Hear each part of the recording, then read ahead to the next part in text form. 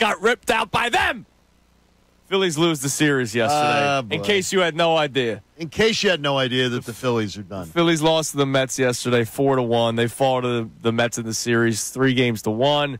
The Mets move on to the NLCS. They'll play the winner of the Dodgers and the Padres, and the Phillies will go golf or whatever because the season the way that they swing, they're perfectly suited for golf. Some of them are. Trey Turner? Right. Trey Turner might hit him wrong, dude, the way he swings. Oh, thank God there's only 9 years left on that contract. So, look, today's a day where we will react to the series, react to the season, react to yesterday's game.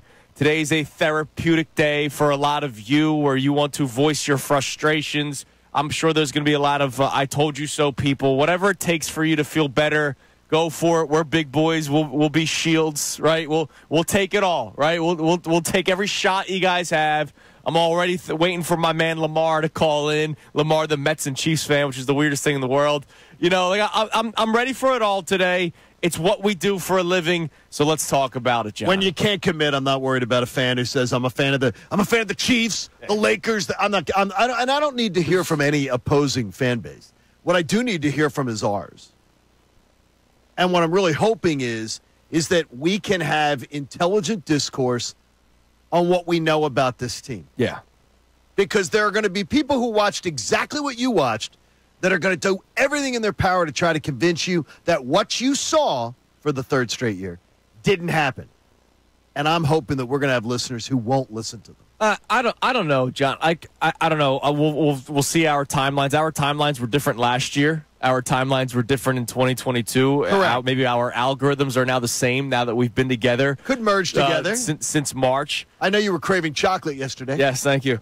But I don't see how anyone could come out of this with a positive. I really don't. I mean, you look up and down the lineup. Look, there's some guys where you're going to go, hey, yo, Nick Castellanos, you're not to blame for this series. Bryce Harper, I can't attack you. I saw people on social media saying he can't come back, which is that's I think full emotion. Who, Nick or Bryce? Bryce. Oh, just stop. I know it's full emotion. It's emotion at the time. So again, it's so dumb. That was in yesterday. Hopefully today we're feeling a little bit different. You know when I was emotional like that back at St. Anastasia's in grade school. Yeah. I seriously, anybody, there's so much that I try to tune out in the filter. Anybody, Bryce Harper needs to go. Okay, I'm done. I can't deal with that. It was our man D-Lo, who you've probably been talking about for years. D-Lo's a good dude. He tweeted at me last night. That's Turner, so ridiculous. Harper, JT can't come back. It's time to hit the hard reset button. I'm like, come on, dude. I responded, saying Harper can't come back is wild. Get all your emotions out now. Yeah, because I think that's what it is. I think people are emotional right now. Yes, and try to tell me somebody that'll take Trey Turner's contract off you, the worst contract in baseball. That's not going to happen. And I'm not giving up on Trey Turner. I'm not. That's okay. 9 years to go. We got plenty of time to discuss it. I'm not giving up on Trey Turner, even though he was pitiful Giving up at on times. him is what? Trying to find a way to get rid of his contract. Okay. I'm not giving up on that just yet. And look, we have a whole off season to talk about it. But that's our main topic today is where do we go from here? And I don't know what that answer is. I feel very comfortable saying there are certain players that can't come back here. But you also have to understand there are contracts that are going to be here for a long time. People that say Harper needs to go, they're just emotional at this point. You're not going to move Trey Turner. Nick Castellanos, I don't want to move Nick Castellanos. You got 2 years, 40 on him, and he was your best player in the postseason. He was your best player in the postseason. He was one of your more consistent players all year. If you go May 1st on, yes. You ain't lying. So I don't want to move on from him, but I know that there's a large amount of people in this fan base that do, right? So this conversation, this question of where do we go from here, I think gives you a million different answers. I mean, again, Connor, you were with me Game 3 when we were at Barnaby's. You know how people feel about Aaron Nola. That guy's not going anywhere, by the way. It's almost not worth having the conversation. No, you shouldn't. But there was a guy right when the game was ending. Nola had been out of the game for 2 or 3 innings, and they just showed him on the screen, and this guy just goes, bleep you, Nola! I never wanted you back. This is when the beers were flowing at this point. I bet. And I'm like, yeah, I know that's coming. I know that this is going to be a tough offseason with a lot of conversations to have. I would say to you this, and it's to every Philly fan getting up this morning. What do you do before you go on a road trip? When you got the car's packed, Okay. you're ready to go, what do? You put in where you're going, usually on your GPS. Yes. Especially if you're not familiar. And the Phillies are absolutely not familiar where they're going because they haven't had one of these off seasons in quite a while. You have to have the destination in mind, the plan of where you want to go, and then you start working on all the ways. Do we take Route 30? Do we go 202? Do we go the Blue Route? Whatever it is. I want to know I want them to formulate a plan, and I want to hear people too is when you say, where do you go from here? What's the plan? Yeah. And everybody has to have one major tenet.